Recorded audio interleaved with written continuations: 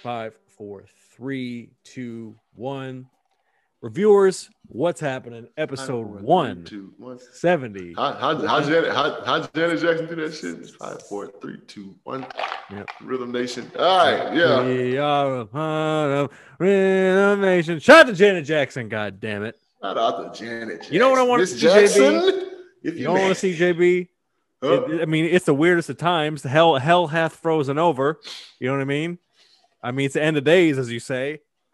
Janet Jackson back at the Super Bowl. They try to trick off her career with the Justin Timberlake shit. I want to see Janet Jackson with The Weeknd at the Super Bowl. Surprise, bitches.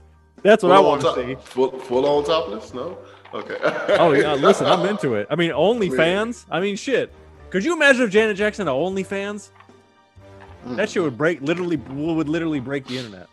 I mean, I still every once in a while when I get the feeling I Google her nudes back when she was dating Jermaine Dupri, like those were solid. They were solid.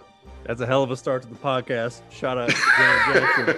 This is the JB and Benny Blue review. Appreciate you rocking with us. Follow us at JB and Benny Blue. We're on all streaming platforms. Tap in with us on YouTube. Subscribe. Hey, for all you hogs out there, JB knows. 3 new episodes of Hog Talk, breaking it down. Oh, we're giving it to you like a Netflix series, baby. Yo, check this out, man, about the Hog Talk, man. We actually are starting to get some victories. Like, I've been sending you some victories, you know what I'm saying? So we can talk about, I can actually talk about wins instead of losses now. We got some victories. Oh, right? We're switching it up. Okay, I like that. Exciting, you know what I'm saying? Yeah. I'm actually seeing some good things from these offensive linemen, man. But shout out to all my hogs out there, my hogs that I train.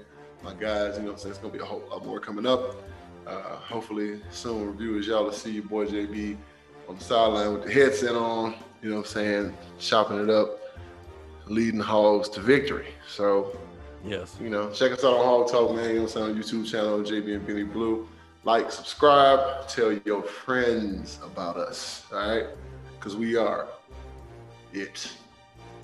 Yeah, basically. We are. More important changes coming, as JB knows. No firm timeline on this. I know OG reviewers are, that's the same shit you said about the merch. Forget all that. Listen, we are going to be transitioning this show into more of a live stream. How this is going to be maybe a weekly or a twice a week sort of thing.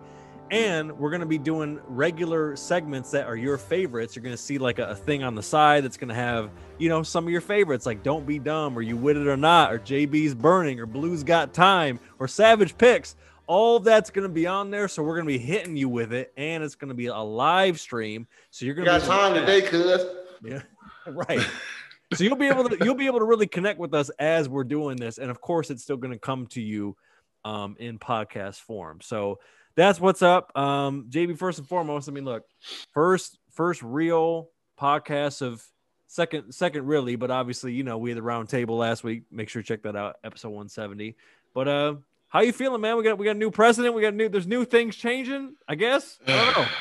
It's a new dawn. It's a new day. It's a new life for me. And I feel good. Yes, sir. Yeah. Nina Simone. Shout out to Nina Simone, the great Nina Simone. You know what I'm saying? Defecating on your microphone. Yes, indeed. Okay. Shout out to Lauren Hill, too. So, I feel good, man. It's like, and I've quoted this before, right?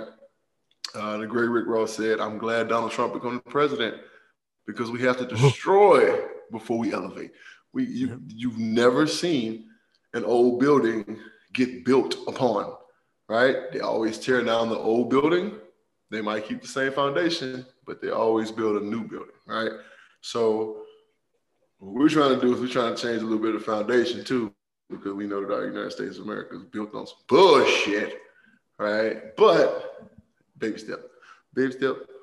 So we moving forward, Benny. I mean, people can say what they want to say about what Kamala Harris did in the past and who Joe Biden was back in fucking the early 90s. Like, hey, if you're going to hold somebody accountable for what they did 10 years ago, 20 years ago, then you might as well just talk bad about your boy JB, because I'm not the same person I was 20 years ago, right? So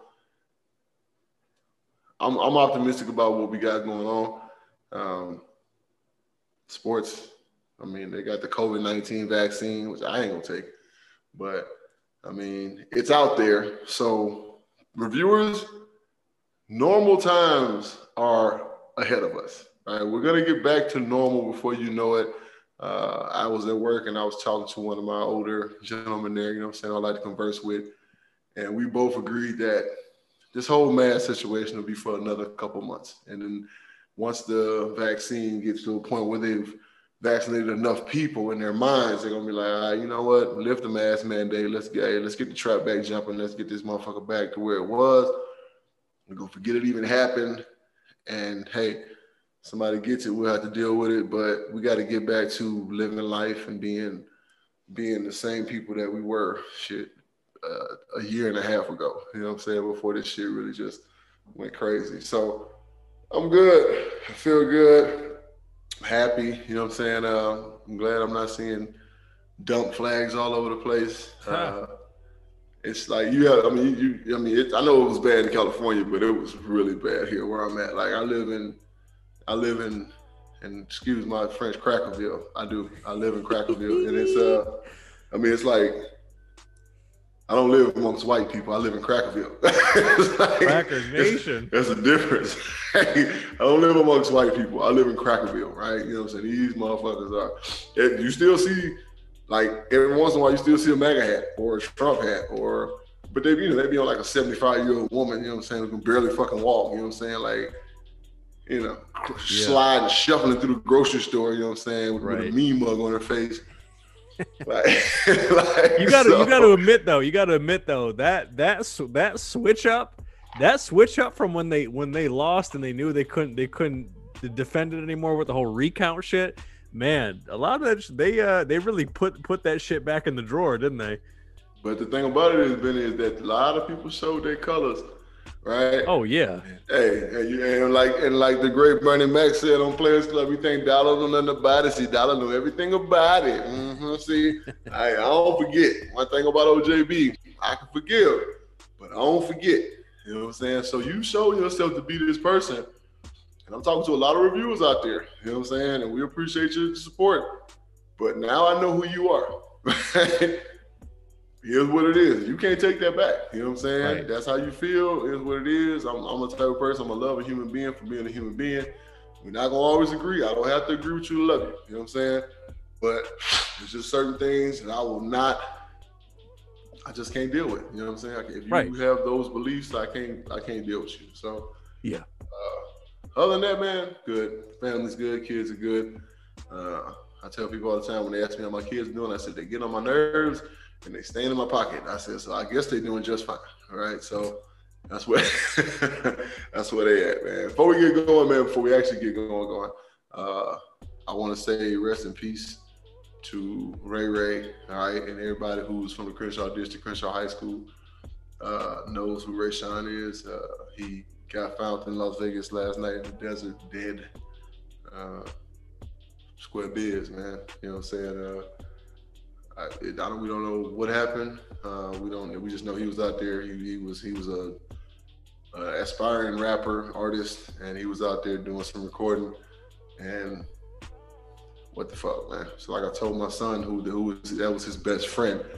I was like, it's everybody's wild. You know what I'm saying? It's wild all over the place, and like just explaining the situation to him, and how the streets operate, and everybody's trying to make a name for themselves. And I think Ray was just kind of in the wrong place at the wrong time. But either way it go, man, that good kid, Benny. You know what I'm saying? Like, stayed out of the way, just kind of, like I said, music was his thing. He wanted to rap, kept his head down and stayed out of trouble, and he didn't deserve that. So rest in peace to that young man. Prayers to his mom and his family. I know all the people because I coached him for 3 years out in LA. So I had to get that off my chest, man. That's like me losing one of my kids, man. So not to bum y'all out reviewers, but I would be, I'd be wrong if I didn't. No, I mean, listen, man. I mean, Absolutely. And obviously we know we have our people from LA in that area that listen to us and support us. So I know they appreciate it. And I mean, look, man, I mean, something I think about, on a daily basis now, it's like, look, when we get back to quote unquote normal, as you just referred to in the coming months, you understand, I mean, gentlemen like us who have a love for people and a love for community get this, but it's not going to be as easy as like, oh, we get to go back to doing stuff. We need to remember, man, when this is all over, we may lose a smooth 500,000 people. That's crazy. There's nothing we see in our life, even like war, that even comes close to those levels. So I encourage the reviewers, be grateful for your life and be grateful for your family. Be smart with your decisions and how you live your life and interact with the world around you. Because if this last year has proved nothing, it means life can be fleeting, and it ain't just as simple as getting back to business. We're all going to have a little bit of PTSD when this is over to various degrees, whether you experience family members dying or people getting this or whatever you're dealing with. But, that's really how I look at this when this is done. It's not going to be as simple as I'm going to go back to doing the exact same shit I was doing before this shit started. I've made a lot of wholesale changes, and not even like dramatic changes, but just things I look at as far as like financially and comedy wise and all that shit about how I'm going to move. And I'm pretty sure JB has found that in his own way, obviously getting more aggressive with your coaching search and so forth, because that's your passion and what you want to do. But reviewers understand that like it can't, if we go back to doing shit before COVID started, to be honest with you, we ain't really worth a damn, because this time has proven how much shit is broken with our society. So I encourage all of us to reflect on that and learn to evolve our society to protect everybody. Hey, honestly, Benny, if we go back to living the way we were living before Donald Trump became president, then we're asking for him again. We're asking for a worse version of him. Yeah, right, exactly. So people, reviewers out there, just understand that there is an underground network of racist bastards out there that are trying to keep this thing flowing, that energy, that bullshit, that mind state, that horrible negative whole negative mindset. If you want to fuck with them, they got a new app called Gab. Download it. It's free. They're all on Gab. Check it out. It's our new social media. Get some socking. Let's get some socking going on. Right. Bow. Bow. Yeah. Right in the kiss up. Right. So look, that's that on the current times, but damn it, the winds of change are blowing, and we got to talk about it. There are big rumblings and quarterback shuffles, and I know the reviewers who know me, and I've talked to some of them already. They're already putting in their little 2 cents about the situation. So we're gonna get to it right now. So I'm gonna get it out of the way, starting right off the top. So it's already been confirmed that Matthew Stafford and the Lions are mutually parting ways. Okay. So just to go over some of the facts, he's got a couple years left on his deal. So it's very friendly to a team that wants to sign him, because as you see the Rams kind of regretting paying Jared Goff as much money as they have.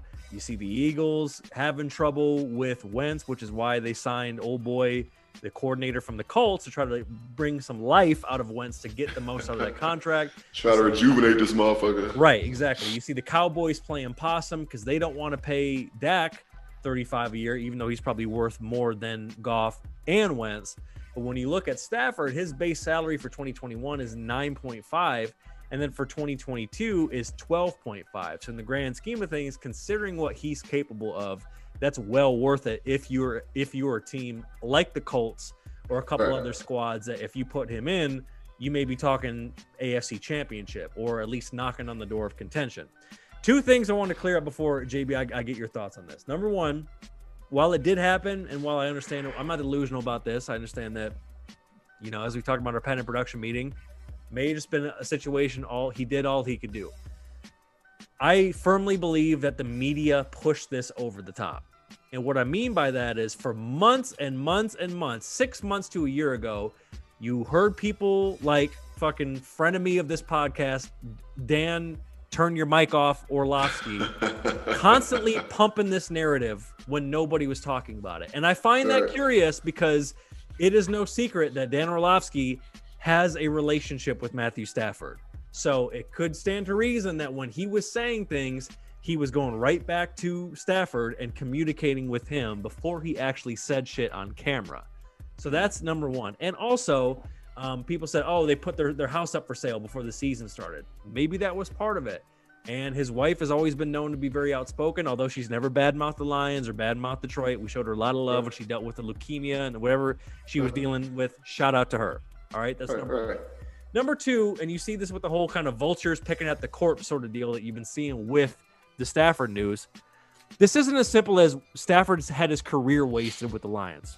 Right. And the reason why that is because that sets a dangerous precedent for any great player who never won a championship. Right. Let's be clear. If Stafford could have easily went to another situation and it didn't work out and he didn't get to show what he was capable of. Did he need more help at times? Absolutely. On the defensive end? Absolutely.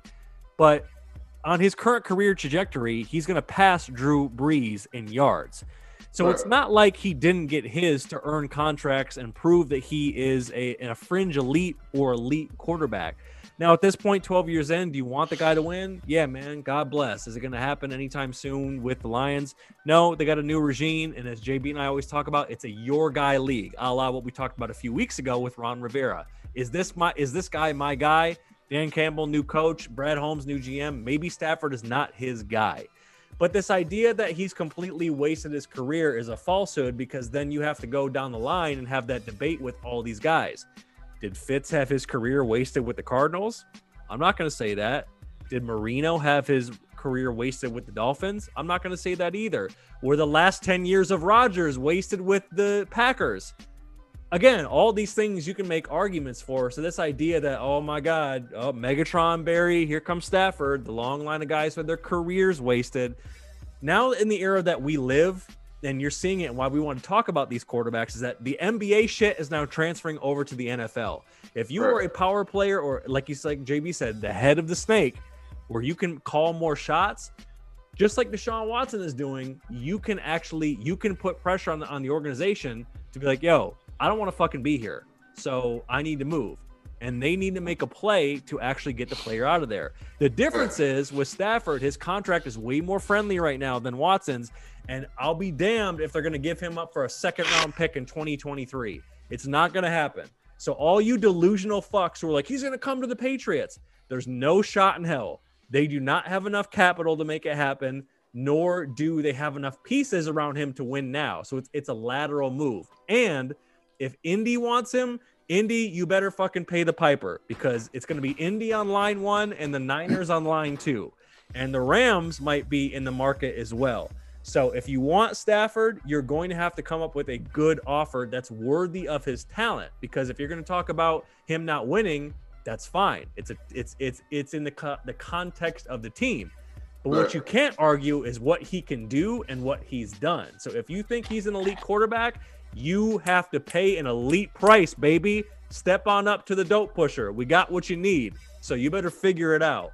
And that's my little rant on that. So what do you think about rules, everything around them. Cream get the money. Dollar bill, y'all. All right. That's what Detroit is screaming right now. So look, Stafford has done everything he needs to do for the city of Detroit, right? He's been excellent. Right, always been one of my favorite quarterbacks. He's always been one of the top quarterbacks in the league to me, no matter what the record has shown for the Detroit Lions. So, yes, whoever gets him is going to get a jewel, right? And whoever gets him needs to be smart enough to say, okay, let's put some pieces around him and more so a defense because we know that this guy can get it done in the fourth quarter. He can manage a game. When it's time to crank it up, he's shown all of these things with a team, like Benny said earlier, who has never really just given him everything he's needed to win, right? So I'm rooting for Matthew Stafford. I want him to stay the fuck out of the NFC West. But other than that, man, go enjoy like your football life. I'll say that because even though I would never say waste his career in Detroit. But you want some kind of gratification by winning, you know what I'm saying, and by getting to the playoffs, and by going deep into the playoffs. Like, that gets difficult, right? Because, you know, he's with the exception of Megatron being there, he's always pretty much the best player on the team, right? No matter what running backs they had. I think you guys had Reggie Bush at one point, right? Mm-hmm. So still, like, Stafford is going to be the most steady, consistent player you guys have had for the last 12 years. You know what I'm saying? Megatron was outstanding, but Megatron couldn't throw himself the ball, right? You know what I'm saying? So it ain't like Stafford just turning his head and throwing it. You know what I'm saying? Like, he stood in there, took hits, delivered dimes. Like, he's done everything he's needed to do, right? So at this point, sometimes you grow apart. It's like a marriage. You know what I'm saying? Like, you can love the person all you want, but you're just not meant to be together. And that's kind of where it's at right now, Matthew Stafford. So everything's run its course. Pretty sure he has no ill will towards the organization. Pretty sure he loves them for the opportunity they gave him. City of Detroit has been phenomenal. Like you said, they really stood behind him when his wife had the cancer thing. Nothing but love. He's done a million things there philanthropy-wise for the community. And he's given Detroit everything that he had to give them. So it's time for him to move on. That's the business. So good luck to Matthew Stafford, wherever he may land, except for the NFC West. All right, stay the fuck out of the NFC West. Thanks. Right. Man, Jesus Christ, that'd be a whole thing. But yeah, I agree. We don't need none of that. All the bullshit we got going on. I agree with that. No arguments there. Taking us to a little bit different situation. Now, Deshaun Watson wants out. Probably now that they've hired old boy from the Tully, whatever his name is. We'll just leave him at old boy, because who the fuck is he? Right. Old boy. That's his name. Old boy. He might be a great guy and a great coach, but you want to talk about more recent dysfunction. The Texans are full of it. I want to see JJ Watt get out of there, and Deshaun wants to get out of there. The difference is Deshaun has a longer contract, so that's making it a little bit more tricky. And he's a little more spun into that web than JJ Watt is. Right, exactly. Because I mean, look, JJ. I mean, you want to talk, JB? You want to talk about a guy who's given it all to the city? I mean, when they had the hurricane, how much money JJ helped raise? He's beloved in the city of Houston, so they won't fault him. JJ. Bring your ass to the desert, son. You know what I'm saying? We know you love it out here. You know what I'm saying? We know you work out here in the off season. We know you love it, right? Everybody works out here in the off season, right? Come on, baby. We love to have you. You'll be a very, very, very pivotal piece of our defense. Man, you talking about taking up 2 blockers. Yes, JJ, come on to the Cardinals. Steve Keim, if you're listening, go get JJ Watt. Right. Go get JJ fucking Watt. All right. Now look. Speaking of shitty narratives, they keep pushing this whole thing about how Watson wants to go to the Jets, but at that point, it's like, well, Watson is also entering a situation where it's like, dude, I've been carrying this franchise, and you guys keep shooting yourselves in the foot. I want to win. So in your mind, GM Jeremy, what's the trade scenario that you're putting together to say, okay, you know what, Deshaun, we're going to get you here in exchange for this? Well, I mean, he's going to require at least 2 first-round draft picks. I agree. At least. Right? So, I mean, just the teams that are in the mix. The Jets, again, stay the fuck out of the NFC West. San Francisco's in the mix. Who else is like a big – Miami, like big time in the mix. I could see LaFleur literally throwing the kitchen sink at him. Right? You mean Matt LaFleur, not Jerry LaFleur. Not LaFleur. What's the guy's name? The black guy that coached in Miami. What's his name? Oh man, you got my hopes up for JB's conspiracy theories. Brian Flores. I thought you were talking something spicy. No, hell no. They're not. The Packers. So reviewers, the Packers have already said out of their mouth on ESPN, and we're on the bottom line. We're not idiots. He'll be back. Basically, you know what I'm saying? Talking about Aaron Rodgers. We'll get to that in a second, right? So.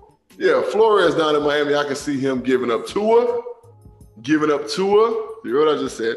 Giving up Tua, right? And then giving up a first-round draft pick and then a couple more things, right? Because that's essentially 2 first-round draft picks, right? So I could see them giving up Tua and then giving up another first-round draft pick for 2023, along with maybe a 5th or a 6th, right? And taking a little brunt of the cash, like just kind of evening it all out just to get Deshaun down to Miami. Think about it, Benny. Dynamic defense in Miami, and they're only going to get better. They got pivotal pieces. They probably got the best cornerback in the league in Miami, right? Mm-hmm.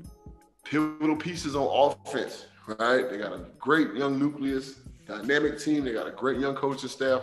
They're building something. I said it months ago, episodes ago. They're building something special in Miami. I can see Miami literally throwing the fucking Orange Bowl, the whole bowl of oranges at Houston to get Deshaun, right? So my front running team is going to be Miami.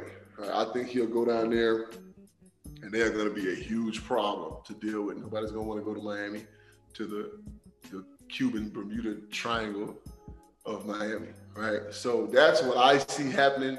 I don't think that San Francisco, I don't think they have enough money. They're more likely to get Stafford than they would to get Watson. I don't think they have enough money to get Watson. And then the Jets, they would have to give up Darnold, right? Which, I mean, who cares? And where the Texans want Darnold is the bigger question. So let's we're talking about quarterbacks, so let's talk about Sam Darnold. People, Sam Darnold has done nothing wrong. He hasn't. He got hurt. I mean, you're going to hold that against him like everybody gets hurt. So, but when it comes to quarterback play, Sam Darnold has done nothing wrong. I don't know why everybody's frowning upon Sam Darnold. Like, that dude ain't did nothing wrong. Right. He's a steady quarterback, right? He's not a game manager. He shows flashes of greatness. He makes the throws. He'll take off running and he does gutsy things. The kid is a second-year quarterback, right? Who was on a really, really bad football team for a really, really bad coach, right? So please stop doing that to Sam Darnold. Like, damn, I feel bad for the kid. They just be banging on him like Benny, he's had double-digit interceptions both years he's played. Right. Been super trash. Like, chill, right? Miami is a better fit because Miami is in uncertainty, right? They drafted Tua, but Tua ain't really never been in the mix for real. Like, he played a couple games, but they got Fitzpatrick down there, right?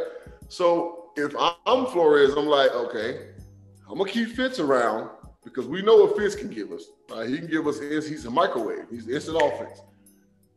Tua, I'm going to let you go to Houston. Right? We're going to send you over to Houston and let you grow. Whatever the fuck you want to do over there. But let me get Deshaun Watson so we can start to raise some hell, right? Real shit.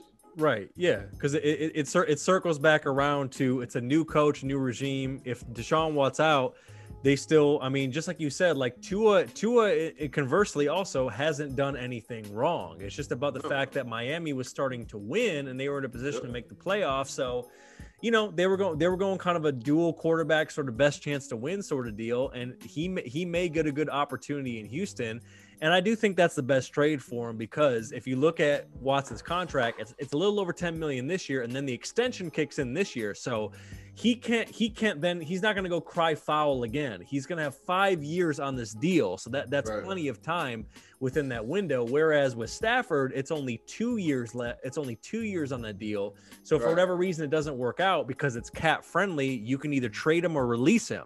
Right. You know, or let him walk in free agency. Probably be a release type situation, but like Miami would be kind of stupid not to go all chips in on Deshaun Watson because he's plug and play, right? He's straight up. I mean, there's nothing. He's a very smart kid. You know what I'm saying? Quarterback wise, he's always in the top 5, 7. You know, QBR, right? So that means his completion rating is up there. His accuracy is up there. We know what he can do with his legs. If I'm Flores, if I'm the GM down there, I'm like, it's Tua and a first, and then probably like another first or a second or whatever it's going to be. I'm going to say it's Tua, a first rounder,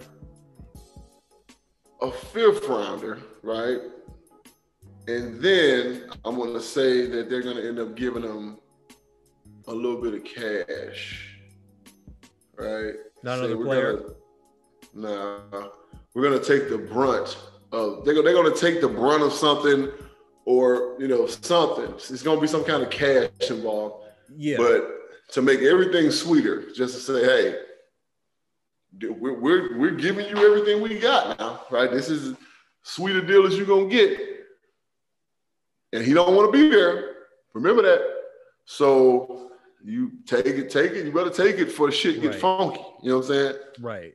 Because then what are the Jets going to do? They're going to offer Darnold and maybe more picks, but then it's like that implies that the Texans would want that more than they would want Tua. So that's the question.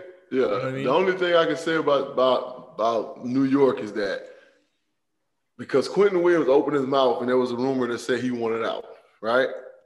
So New York's leverage would be Darnold, who's ready to go, good quarterback, solid. Quentin Williams, right? And then maybe a second or third round pick, right?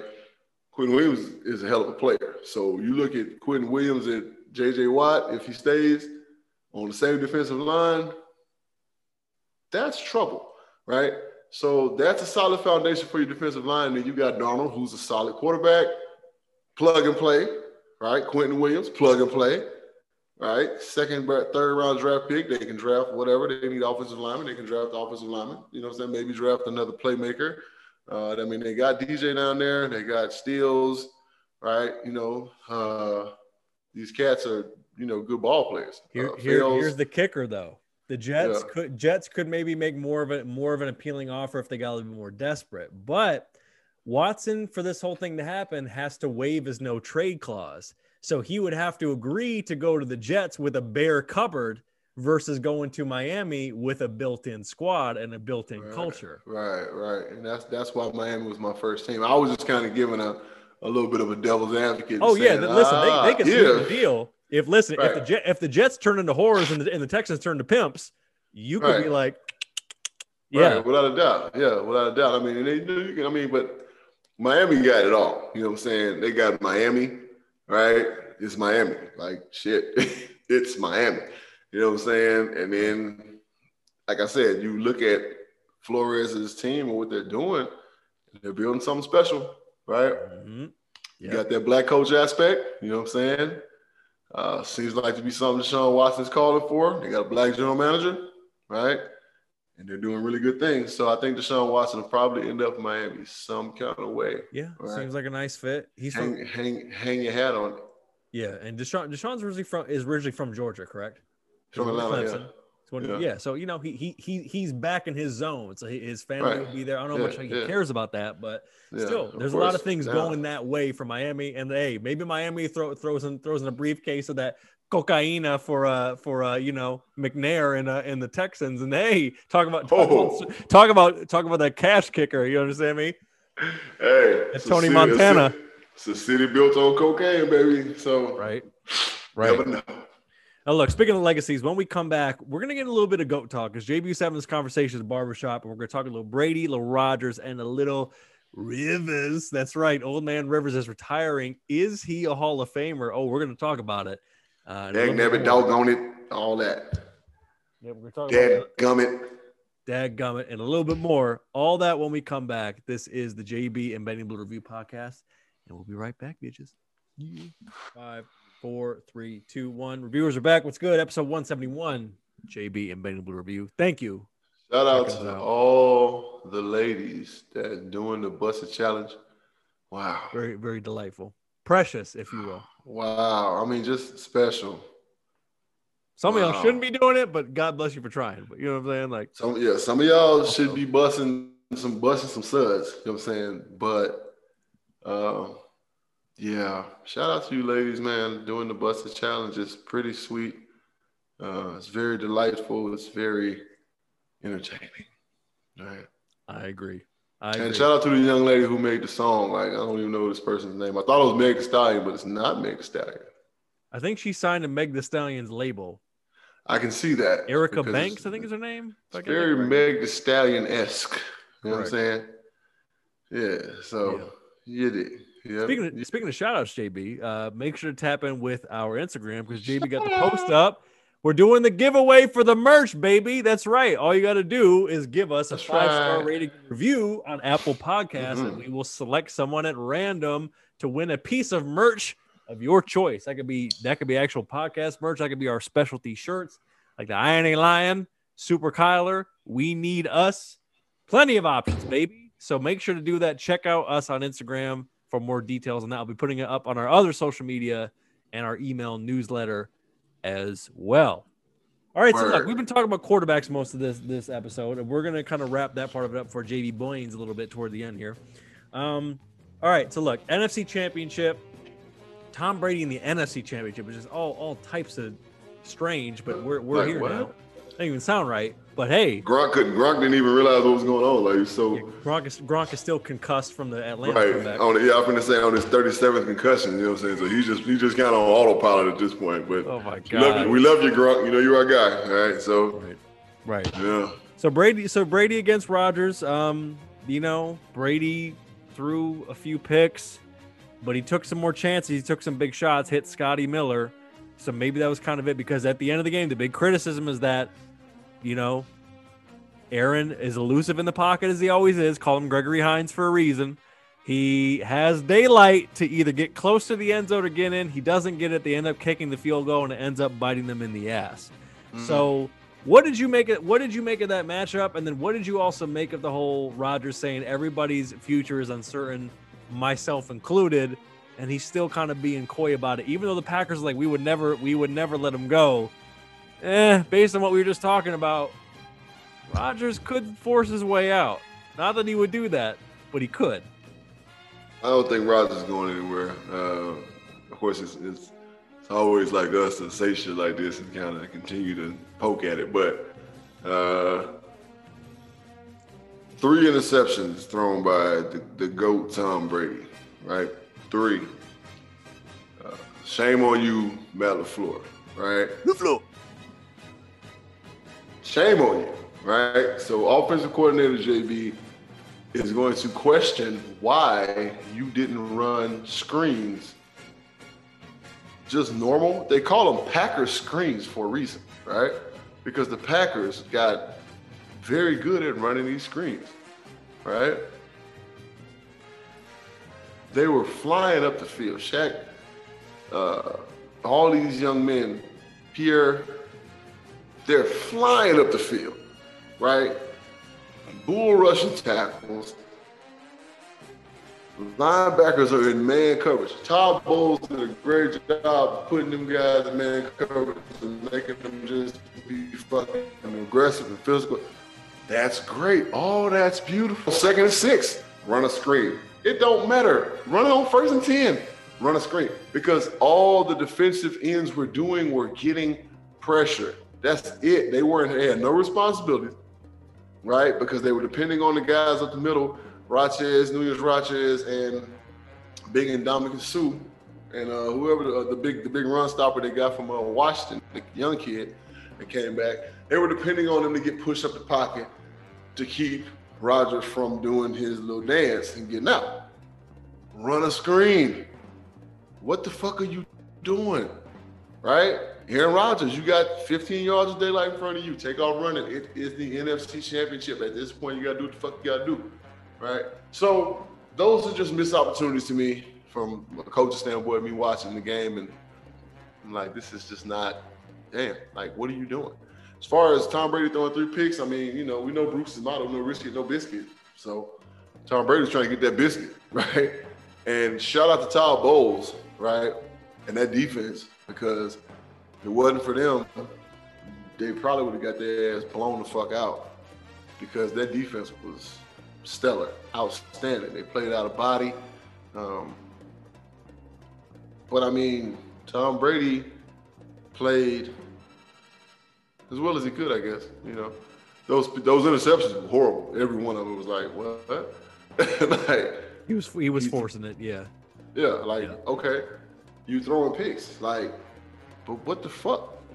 3 interceptions, bro? 3. And he threw them bitches back to back to back. Shout out to Tampa Bay's defense. There's a reason why they're in the Super Bowl right now. It's not because of Tom Brady, right? I agree. Tom Brady is wonderful. And the barbershop talk that Benny talked about before our break, right? I was getting my hair cut today, and one of the OGs in the barbershop kind of mentioned it, like, is Tom Brady really the GOAT? Or is he just happy to be here, right? You know what I'm saying? Like, is he just happen to be at the right place, the right time type motherfucker? Forrest Gump mode, you know what I'm saying? Huh. You know, Forrest Gump was always in the right place at the right time to meet outstanding people and to be in crazy historic events. I made the argument. I said, look, man, the man's been to the Super Bowl 10 times, bro. 10. So just like Forrest Gump, he went to the nation's capital again, and he got to meet the president of the United States again, right? Tom Brady's in the Super Bowl again, right? Now in the NFC. The man has done everything he's needed to do. Then Benny spoke about it in our production meeting, talking about how he's really made people who shouldn't be mentioned in football conversations. He's made them relevant. He's made the throws. He's run to get the first downs. He's made the gutsy moves, made the gutsy plays. Can't take none of that away from the man, right? He just didn't perform very well in the NFC Championship. What's going to happen in the Super Bowl? I know this. You throw 3 interceptions to the damn Kansas City Chiefs, you're going to be down by 3 touchdowns. I can guarantee you that. I can guarantee you that, right? You're going to be down by 3 touchdowns. So we're going to talk about that later. But, yeah, Tom Brady, greatest to ever do it. I'm calling it right now, right? And I was kind of skeptical about it, you know. Before the season started, I was like, they'll go to the playoffs, but they won't make it. Tom Brady, best to ever do it, man. Shout out to him, big time.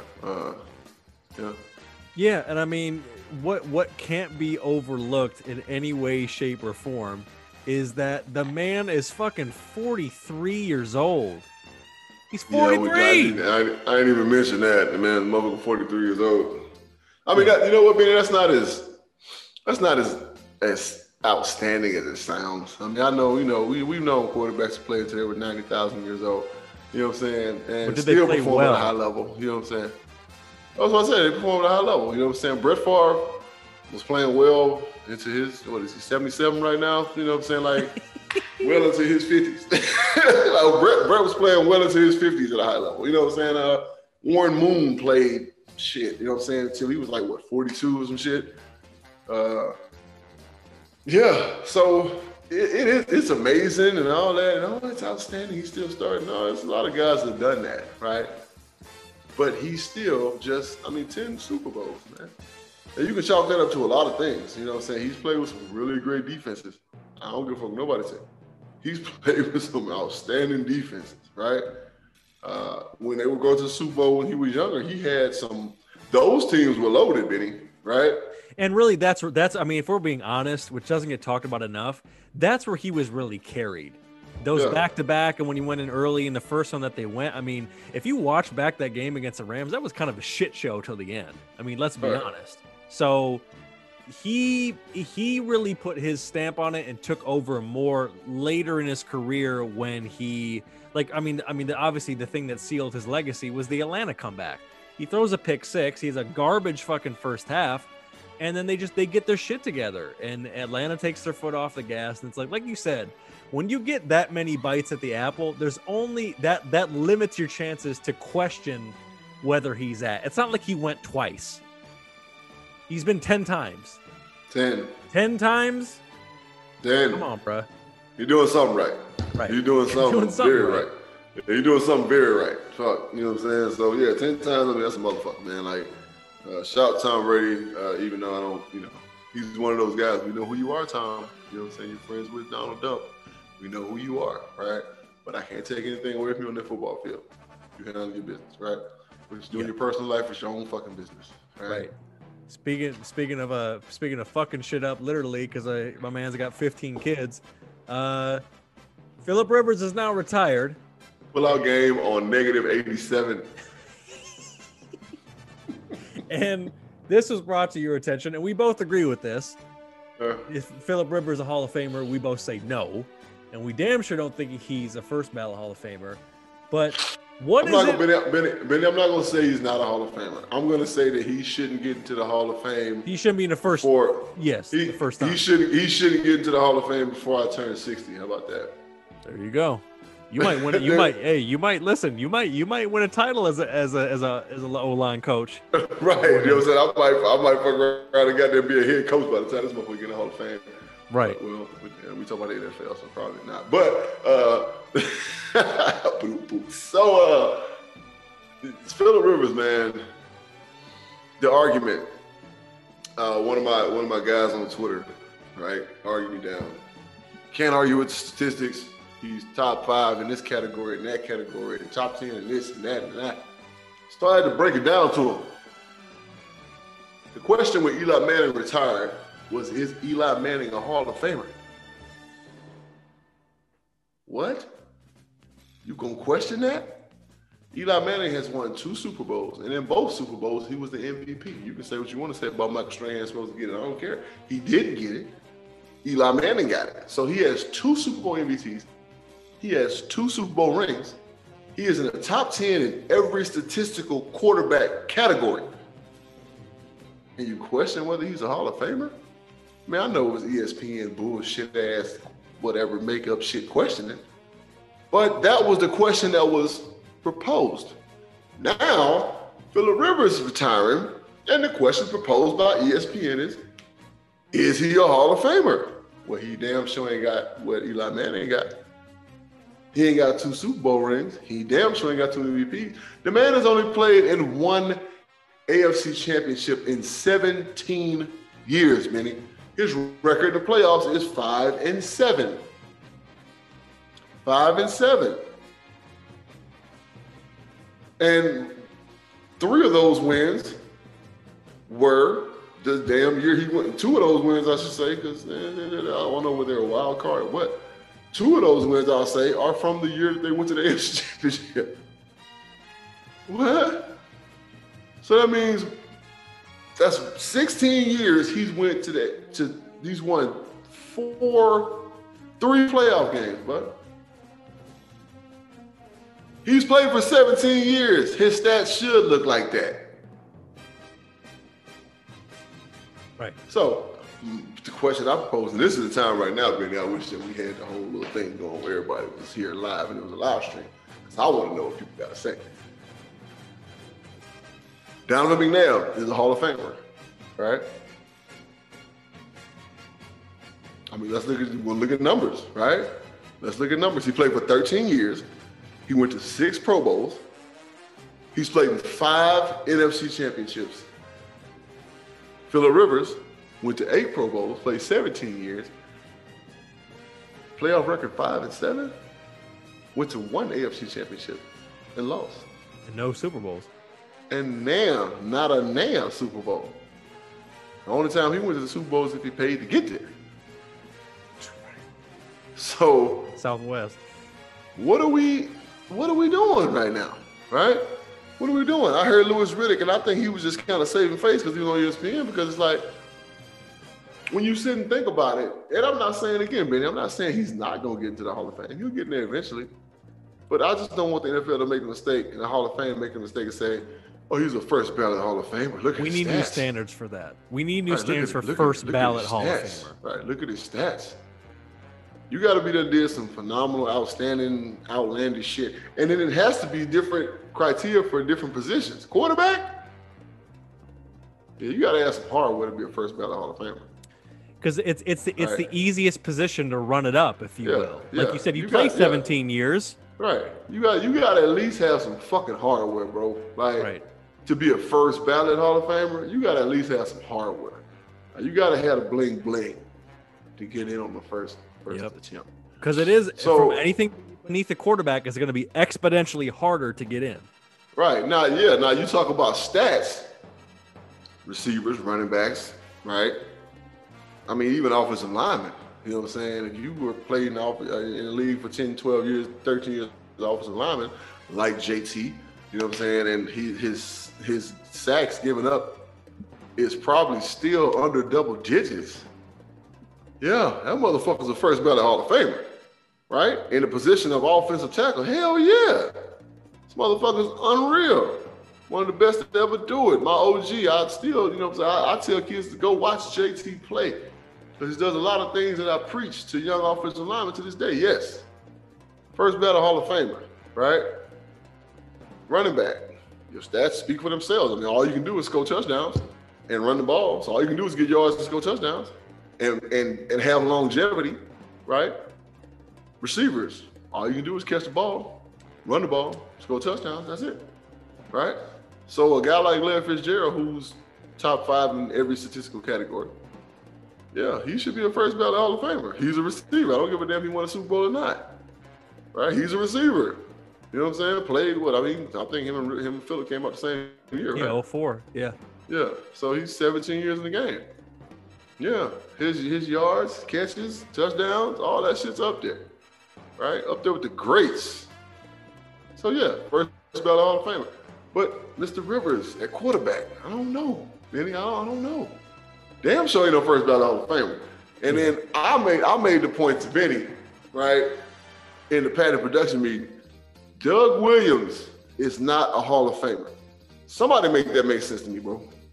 Somebody please, like, write in, send us a message, voice message, whatever they want to do. Call the Savage Hotline and leave us a voicemail and explain to me why Doug Williams is not a Hall of Famer yet. The man damn near dead. He's like 70. Right? He didn't even have a chance to. Is he going to have a chance to even enjoy his bus in Canton, Ohio? Right. Has he even been considered for the Hall of Fame? Yeah, the man won a title and came in under crazy circumstances with the player strike, and it's like if they're gonna honor, like, and listen, you want to have more inclusion in the Hall of Fame, but if they're gonna honor like the first insert race person for the Hall of Fame that might not have a lot of like stats to back that up or performance to back that up, you got to give it to a guy who came in under those circumstances and done. Is he the first black quarterback to win a Super Bowl? Yes. Yeah. Yes. That's history. That's Hall of Fame worthy. That's history. On the storied franchise Washington Redskins. On a dysfunctional, horrible franchise.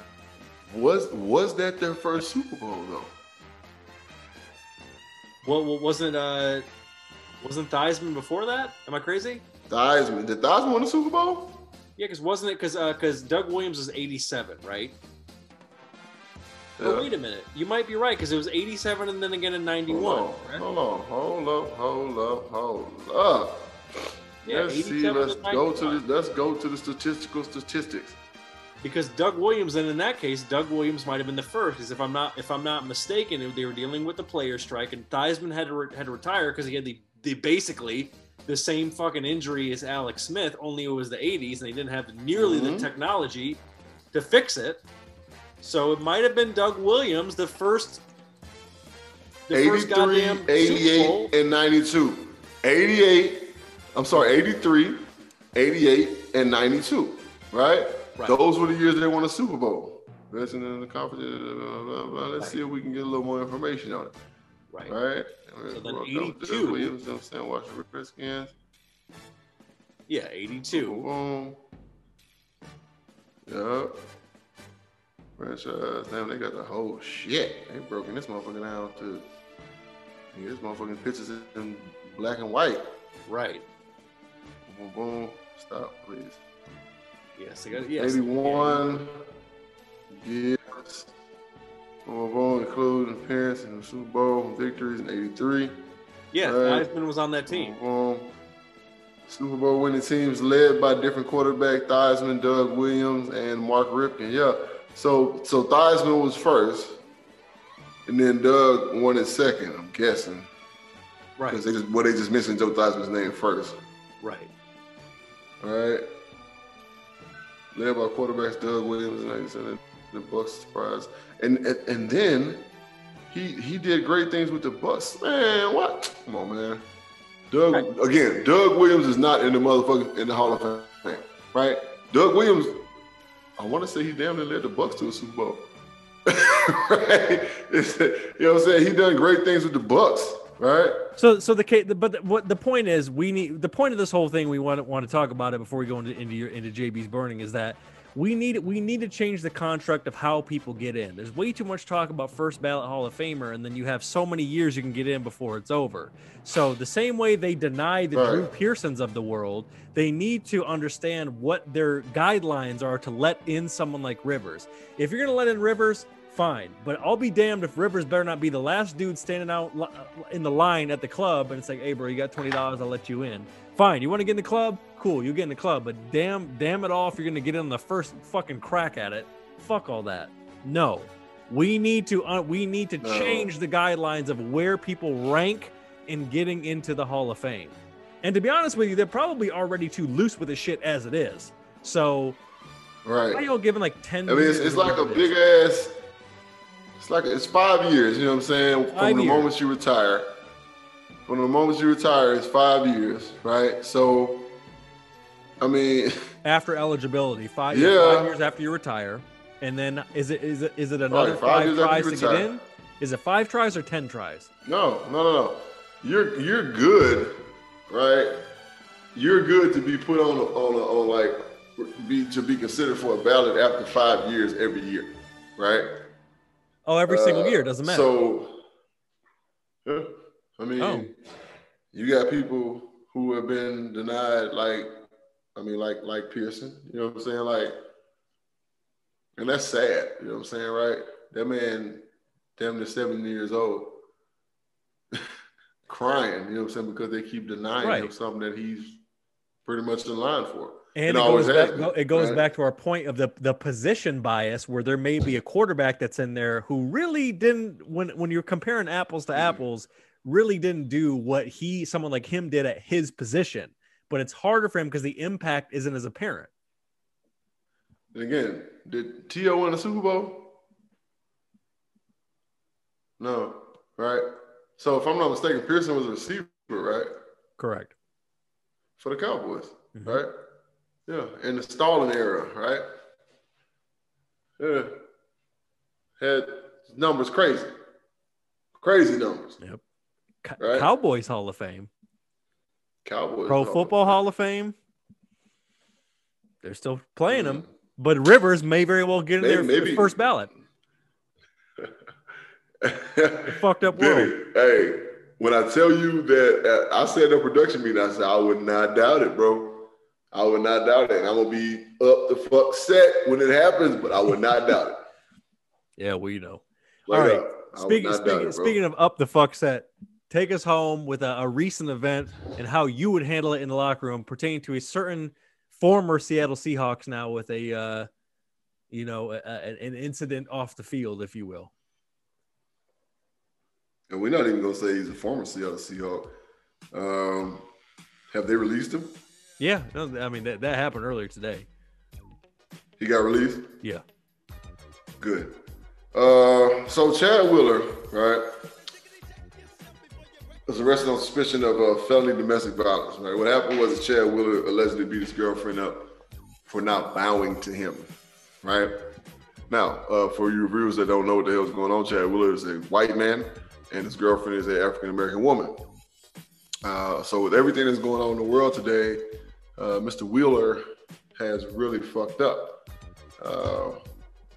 Just period, he's fucked up. I put it on Twitter. I don't condone a man hitting a woman in any circumstance.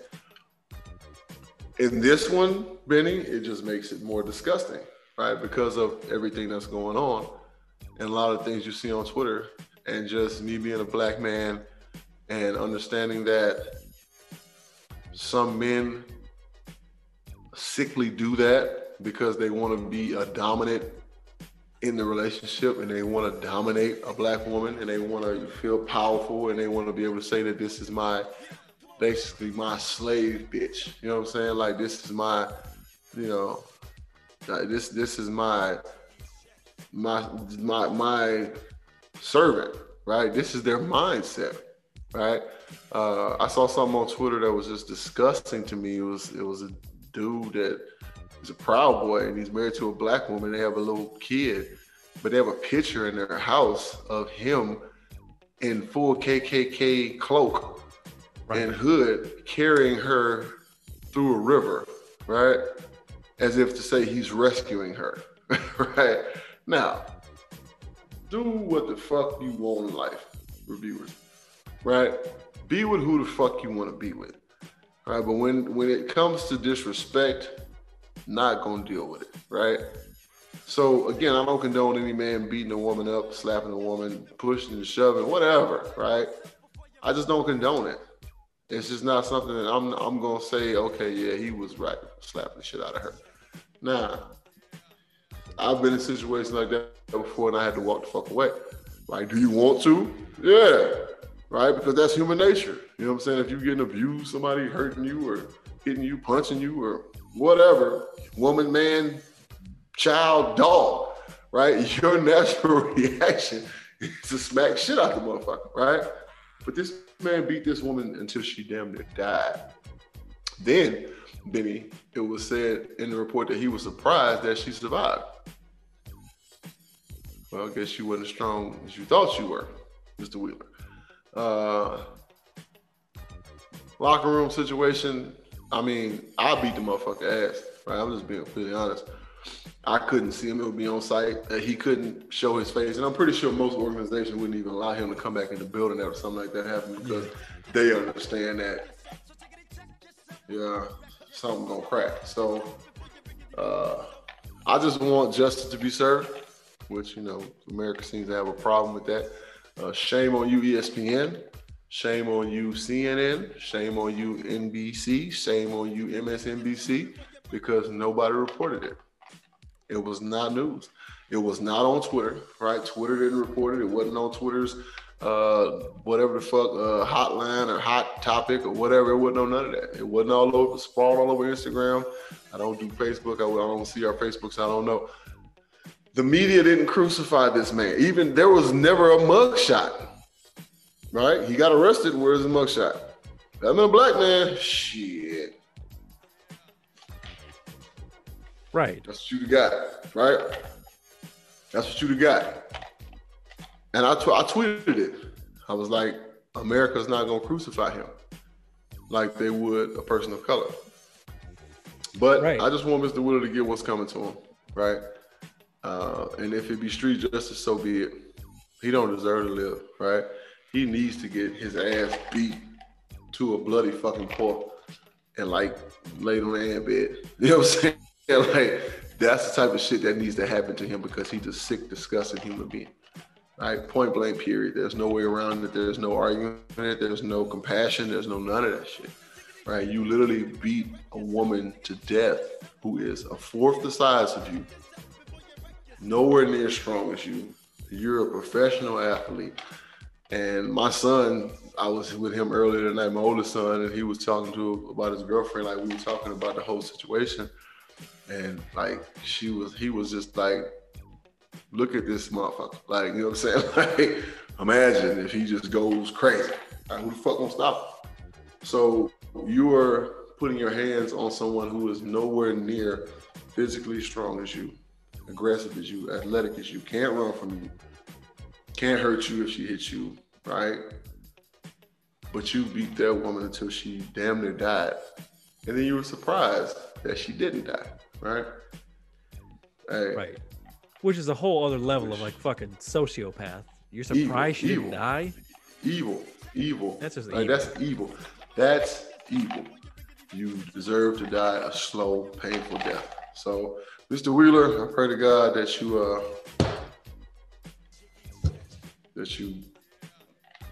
I don't know what to say. All right, I pray to God that you get what's coming to you. I'm just gonna put it like that. Yeah. Hopefully the justice system will do right. Hopefully, but I mean, I ain't gonna hold my breath. So And that's why we want to talk about it, because that's really what it comes down to, right? If you're talking about the Ray Rices of the world, or the Kareem Hunts of the world, or the Tyreek Hills of the world, or the Alden Smiths of the world, they got crucified, and in certain situations, it didn't happen like they said it was going to happen. Run that back for past episodes, particularly as it relates to Alden Smith. A lot of you talking about, someone who got their career taken away. Kareem Hunt, obviously, he was out of the league for a year. Now he's thriving with Cleveland. But as you said, the way the media portrays it, it's been noticeably different than how they portrayed this. And this is an attack on a person. This ain't Ray Rice's situation was with his wife, and I said it on the podcast. Like, what we saw was what Ray Rice and his wife do in private. It just happened to leak out in public, right? That looked completely normal. Like when you watch it, when you watch the tape, that she wasn't nervous, she wasn't scared. Like, this is something that she fighting with that she has done with him before. The situation with Kareem Hunt, he was attempting to take back something that was his, right? The girl got belligerent, you know what I'm saying? Again, he's a professional athlete. These are the motherfuckers you saw in the circle, in the round circle. These are gladiators, right? These are mammoth, unreal, superhuman beings. So of course, it's gonna look horrible, right? Right. But his reaction was based on her action. Right. He didn't attack her with a vengeance and this whole thing. Yeah. No, this man Wheeler beat his girlfriend, someone who he was supposed to care about, right? Possibly love, because I'm pretty sure they've been together for a while. He beat her to a pulp, bro. Yeah. Next level. So fucked up. That's evil, man. With that being said, reviewers don't be evil, right? Me and Benny got mad love for all y'all out there, and we appreciate y'all. We put the post out there earlier today. Fuck with us, man. Go to iTunes podcast and give us a 5-star review. You are then put into the sweepstakes to win merchandise, JB and Benny Blue merchandise. Follow us on Instagram, Twitter, Facebook, TikTok, Black Planet, MySpace, right? All of that shit at jbandbennyblue.com. All right. Savage Hotline. Benny, we ain't been talking about the Savage Hotline lately. We want more Savage Hotline, man. Shout us out, man. Holler at us. Ask us questions, right? We would love for the beginning segment of our show be us answering questions, right? We would love that. That would be awesome. I know y'all got questions, right? I know y'all got questions. Mm-hmm. So ask questions. It could be what we talked about in the podcast. It can be totally off kill. It can be random as hell. Right. But ask questions. We love to answer your questions. It's going to come a time here pretty soon where we're going to be interacting with the reviewers every episode. I can't wait. I'm so excited about that shit. And man, we got great things coming up in 2021. We'll be back to normal pretty soon, world. So hold on. All right. In the meantime, in the interim, continue to do what's necessary. Right? Wear your mask. Stay home if you're feeling sick. Continue to wash your damn hands. All right? When you use the bathroom, wash your hands when you get home before you put them on your mouth or your face. Use your hand sanitizer until your goddamn epidermis on your hands disappears. Right? Protect the old people. Right? For real. Protect the old people. We love old people. All right? Protect them. And we love y'all. That's right. Couldn't have said it better myself. Tab with us. Follow us at JB and Benny Blue. We're on all streaming platforms. And that's it. Until next time, this has been the JB and Benny Blue Review Podcast. And we out, bitches. Holla.